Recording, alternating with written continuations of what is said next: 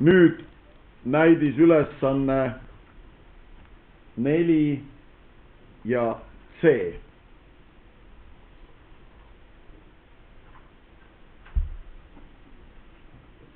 Ja näidisülesanne 4C käseb meil siis teisendada 30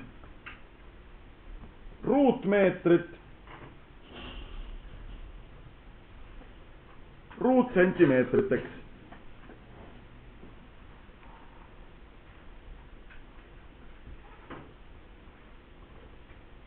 Eks ole, see pindalaühik on saadud siis selliselt, et pikkusühik meeter on võetud ruutu. Siin on selleks tehteks, mida ühikutega tehakse, astendamine.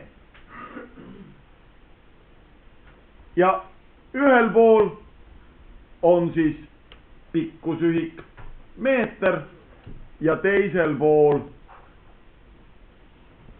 on siis pikkusühik sentimeeter võetud siis ruutu. Nüüd on jälle meil selline lihtsam olukord.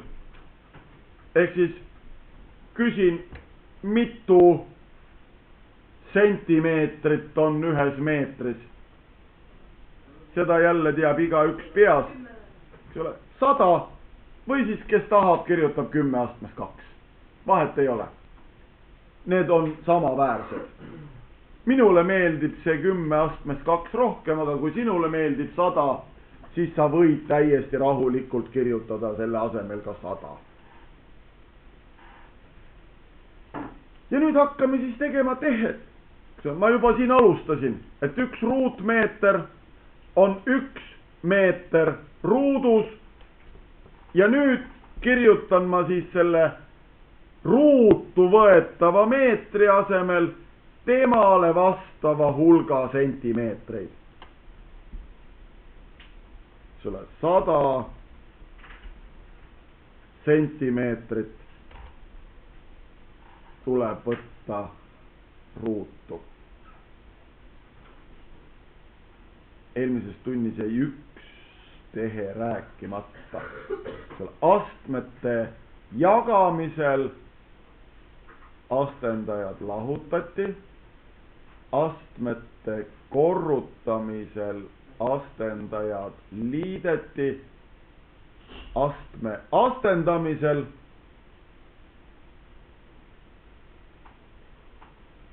on ju, vaadake, kui meil on A astmes N vaja tõsta A astmesse M, siis tegelikult on ju, ma pean siin kõigepealt kirjutama selle A N korda ja siis selle saadud vastuse veel iseendaga M korda järjest korrutama, nii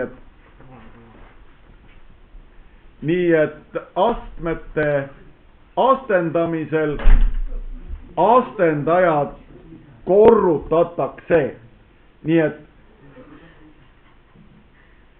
ma pean N-i ja M-i korrutama ja siin siis samamoodi 10 astmes 2 võetuna astmesse 2 annab mulle 10 astmes 4 ja kui ma sentimeetri võtan astmesse 2, saan ma vastuseks ruutsentimeetrit. Nii et selle tehtega saime me siis teada, et ühes ruutmeetris on 10 astmes 4 ehk siis 10 000 ruutsentimeetrit. Aga meid ei huvita siis mitte mitu ruutsentimeetrit on ühes meetris, vaid meie peame vastama küsimusele, mitu ruutsentimeetrit on 30 ruutmeetris. Nii et meie peame selle 10 astmes 4 korrutama veel 30-ga.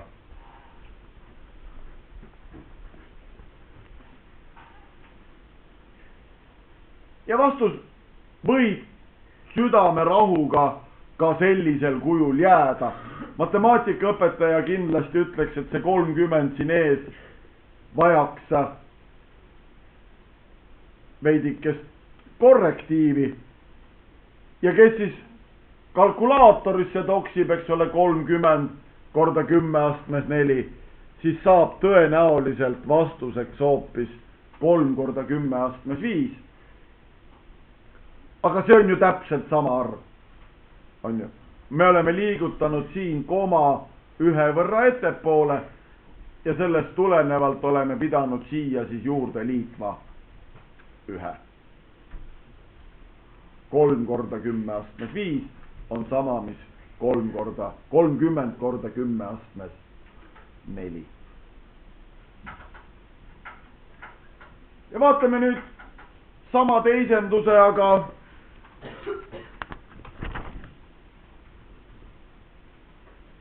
ruumalaga.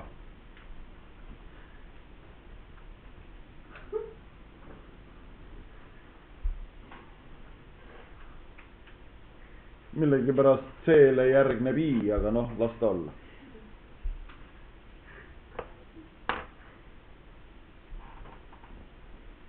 No siin on nüüd küll toodud mängu kogu astmetega tehete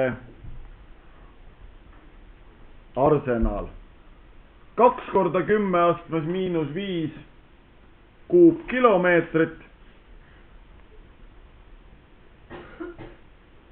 tuleb teisendada kuupdetsimeetritesse. Kuupkilomeetrid tuleb teisendada kuupdetsimeetritesse.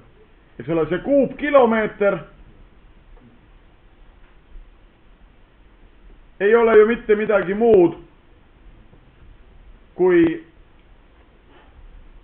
pikkusühik.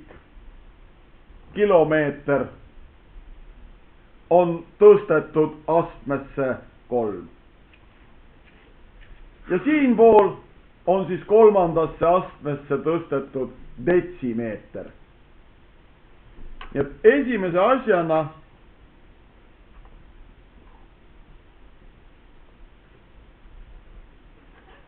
peame me siis väljendama 1 kilomeetri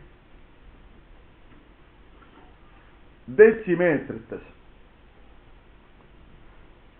Osavamad saavad sellega hakkama peast, eks ole, aga teised võivad kasutada seda ju 5 sammu reeglit. Ma kasutan praegu seda 5 sammu reeglit, et mitte eksida.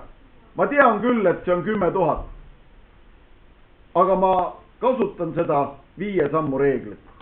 Ehk siis on ju, ma pidin murrujoone peale kirjutama selle, mis on võrdusmärgist vasakul pool. Ehk siis 1 ja kilole vastava kordaja. Kilole vastav kordaja on 10 astmes 3.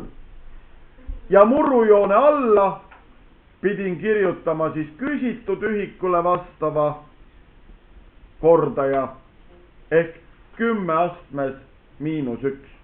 Ja nüüd ma teen siis selle tehte ja saan selle, mida ma siis teadsin saavat, et 1 kilomeeter on 10 000 detsimeetrit. Ja nüüd, eks ole, kui ma hakkan ühikutega tehet tegema, siis ei tõsta ma kolmandasse astmesse mitte 1 kilomeetrit, vaid temale vastava hulga detsimeetreid, ehk siis 10 astmes 4 detsimeetrit tuleb tõsta kuupi. Astmete astendamisel astendajad korrutatakse, nii et kui ma seda 10 astmes 4 tõstan kuupi, siis 10 astendajaks tuleb 4 korda 3 ehk 12 ja detsimeeter läheb ka kuupi. nii et me saime nüüd teada seda, et ühes kuupkilomeetris, valesse kohta tõmbasin joone alla, ühes kuupkilomeetris on 10 astmes 12 ehk triljon kuupdetsimeetrit. Aga meid ei huvita ju mitte see, mitu on ühes kuupkilomeetris, vaid meil on mõõtarvuks 5, 2 korda 10 astmes miinus 5. Nii et üks tehe on meil veel jäänud, me peame selle 2 korda 10 astmes miinus 5 korrutama 10 astmes 12-ga. 2 korda 10 astmes miinus 5 tuleb korrutada 10 astmes 12-ga. Astmete korrutamisel astendajad liidetakse, nii et kui ma tahan saada teada, milline on siis selle 10 aste, mida ma 2-ga pean korrutama, siis pean ma tegema tehte -5 pluss 12.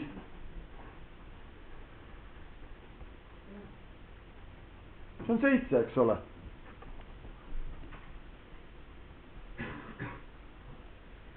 Ja see 2 korda 10 astmes 7 ongi siis selle meie